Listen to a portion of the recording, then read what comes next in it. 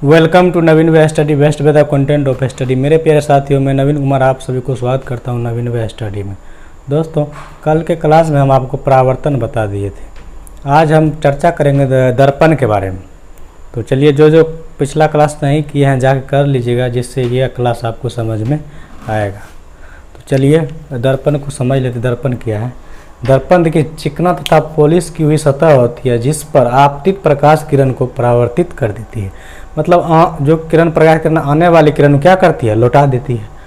समझ लीजिए। आप देखिए दर्पण, यहाँ लिख रहे हैं दर्पण, इंग्लिश में बोलते हैं मिरर है, ठीक है। दर्पण देखिए, एक ले लेते हैं, कोई एक साइड क्या पॉलिश किया हुआ है ना। दर्पण चिकना तथा पॉलिश हुई सतह होती है जिस पर आपतित किरण को परावर्तित करा देती है, मतलब लौटा देती है। इस पर कोई प्रकाश किरण को हम आपतित करवाएंगे तो क्या होगा? ये टकरा कर लौट जाएगा। इसको बोलते हैं आपतित किरण, इसको परावर्तित किरण। कल हम क्लास में चर्चा कर दिए हैं, वीडियो देख लीजिएगा। अब देखिए आगे देख लेते हैं। दर्पण जो है ना, दो प्रकार का होता है। दर्पण कितने प्रकार के होते हैं? दो प्रकार के होते हैं। नंबर एक में देख लीजिए समतल दर्पण, समतल दर्पण, ठीक है। और नंबर दो में जो है ना गोलीय दर्पण, गोलीय दर्पण। हम देखिए समतल दर्पण किसको बोलते हैं, देख लीजिए। यह क्या है? यह एक समतल दर्पण है। वह दर्पण जिसका परावर्तक सतह समतल हो, मतलब प्लेन हो, उसको बोलते हैं समतल दर्पण।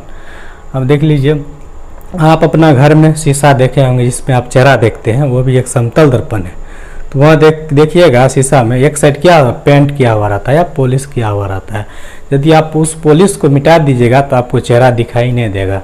तो पॉलिश जो किया हुआ रहता है तो उस पर जो प्रकाश किरण पड़ता है वो टकरा के लौटा देता है, जिस कारण से आपका जो चेहरा उसमें दिखाई पड़ता है। चलिए आगे देख लीजिए गोलीय दर्पण के बारे में। गोलीय दर्पण वह दर्पण है जिसका जो है ना किसी खोखले गोले का भाग होता है। गोलीय दर्पण किसी खोखले गोले का क्या होता है? भाग होता है। देख लीजिए, यहाँ बना रहे हैं गोला, क्या है? एक गोला है। यहाँ देखिए, यहाँ से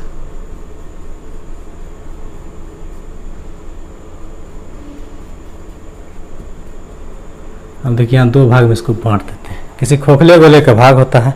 अब गोलीय दर्पण भी दो प्रकार के होते हैं। नंबर देखिए, नंबर एक में देखिए अवतल दर्पण,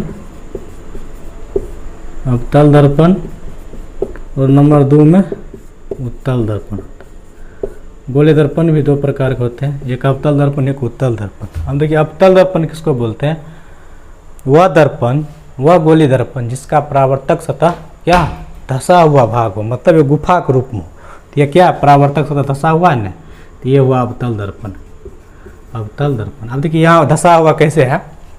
प्रकाश किरण को जो हम गमन कैसे करवाएंगे? इसी पर न करवाएंगे, क्योंकि इधर से पॉलिश किया हुआ है, तो इधर से करवाएंगे फिर टकरा के लौट जाएगा। तो ये अवतल दर्पण हुआ। इसको बोलते हैं वह दर्पण जिसका, उत्तल दर्पण वह दर्पण, गोलीय दर्पण जिसका परावर्तक सतह उठा हुआ भाग, जिसका परावर्तक सतह क्या उठा हुआ भाग, यह कौन सा? उत्तल दर्पण। दोस्तों ये गोला है, जब ये गोलीय दर्पण है, जब गोला का बात आ गया तो इसका कुछ न कुछ केंद्र होगा बीच में, केंद्र है ना। इसी केंद्र को दर्पण बोलते हैं वक्रता केंद्र। ये क्या है? ये वक्रता केंद्र भी बोलते हैं इसको।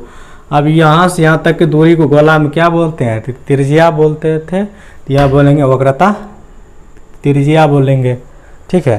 ताकि ये गोला बना के आपको डिटेल्स में समझा देते हैं। चलिए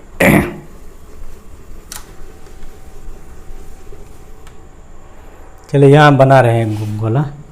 ये देखिए बना दिए हैं, ठीक है। अब आधा साइड जो है ना ये अच्छा नहीं बना है, दूसरा बनाते हैं।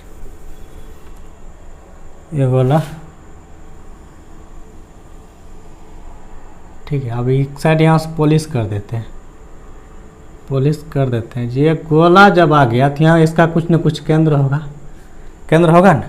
तो उसका अब एक साइड मिटा देते हैं। अब ये पता चल गया होगा यह इसका परावर्तक से धसा हुआ है, तो ये कौन दर्पण है? अवतल दर्पण है। तो इसका एक भाग को मिटा देते हैं, जिससे आपको समझ में आसानी से अच्छा सा आ जाएगा। देखिए गोला जो था यहाँ, तो क्या इसका केंद्र था, तो इसको बोलते हैं वक्रता केंद्र। क्या बोलते हैं? वक्रता केंद्र। ठीक है, अब ये जो यहाँ जो है दर्पण को जो दो भाग में विभाजित करती है इसको बोलते हैं ध्रुव। क्या बोलते हैं? ध्रुव। इसको P से सूचित करते हैं।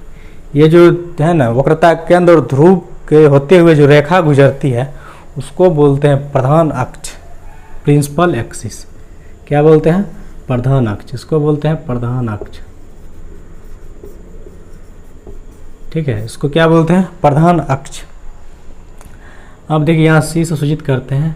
अब देखिए वक्रता केंद्र और ध्रुव के बीच यहाँ से यहाँ तक दूरी है, यहाँ से और यहाँ तक दूरी है, इसको बोलते हैं वक्रता त्रिज्या बोलते हैं। इसको क्या बोलते हैं? वक्रता त्रिज्या। देखिए वक्रता केंद्र और ध्रुव के बीच की दूरी को क्या बोलते हैं? वक्रता त्रिज्या बोलते हैं। अब देखिए कोई प्रकाश की, यहाँ देखिए जहाँ ये बता रहे हैं सबसे पहले ये द्वारक देख लीजिए। ये जो है ना यहाँ से यहाँ तक की जो दूरी है इसको बोलते हैं हम द्वारक। अब द्वारक क्या, जहाँ तक जो है ना परावर्तन संभव हो, दर्पण की वह प्रभावी चौड़ाई जहाँ तक क्या होगा? परावर्तन संभव हो। देखिए परावर्तन यहाँ तक प्रकाश किरण गमन करवाएंगे, टकरा के लौट जाएगा, टकरा के लौट जाएगा, लेकिन यहाँ से इससे ऊपर जो करवाएंगे क्या आर पार हो जाएगा। तो यह परावर्तन के नियम को फॉलो किया? नहीं किया। तो द्वारक किसको बोलेंगे? दर्पण का वह प्रभावी चौड़ाई जहाँ तक परावर्तन संभव हो उसको क्या बोलते हैं? हम द्वारक बोलते हैं। द्वारक के बाद देख लीजिए ये आपका द्वारक हो गया। द्वारक के बाद जो है ना, अब देखिए प्रधान अक्ष के समानांतर आपतित किरण परावर्तन के बाद प्रधान अक्ष को जिस बिंदु पर काटती है ना उसको मुख्य फोकस बोलते हैं। तो यह कहाँ काटा? ये यहाँ काटा, तो ये क्या हुआ? मुख्य फोकस। यहाँ लिख देते हैं मुख्य फोकस। मुख्य फोकस हो गया। अब देखिए अब मुख्य फोकस और ध्रुव के बीच की दूरी को बोलते हैं फोकस दूरी। देख लीजिए कहाँ से, तो ये है मुख्य फोकस, यहाँ से यहाँ तक दूरी क्या बोलते हैं? फोकस दूरी। इसको क्या बोलते हैं? फोकस दूरी। ठीक है, अब देखिए दर्पण से संबंधित कुछ पद एक जगह ये सब लिख देते हैं जिससे आपको समझने में ज़्यादा आसानी होगा। ठीक है, लिख रहे ये दर्पण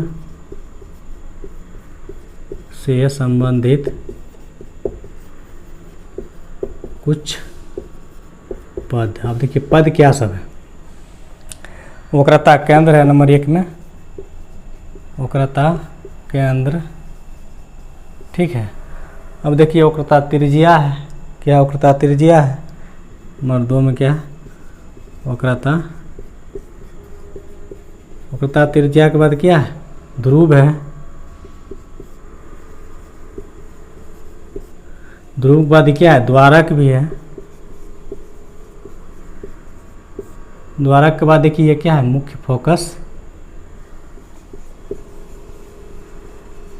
मुख्य फोकस।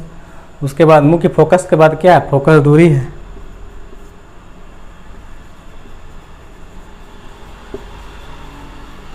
फोकस दूरी। अब देखिए फोकस दूरी के बाद क्या है? प्रधान अक्ष है।